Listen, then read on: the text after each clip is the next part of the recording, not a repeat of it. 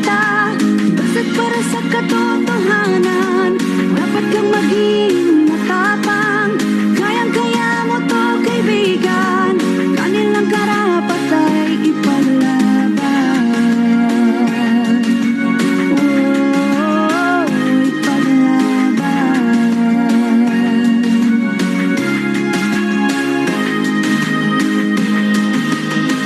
Sadyang may mga taong may makakibot, mahihina, laging inaabuso mga karapatan nila. Mga kawawang api, tanging dasal lang ang kakampi. Sila ay inagawan ng mga karapatan, karapatang mabuhay at maging malaya, karapatan umawit at tumula para silang ibon sa loob ng hawla.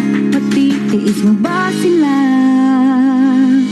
Ika'y kumilos, ihakbang ang mga paa, buksan ang mga mata, huwag kang manid sa nakikita. Basta't para sa katotohanan, dapat kang maging matapang. Kayang-kaya mo to, kaibigan, kanilang karapat ay ipaglaban. Oh, ipaglaban.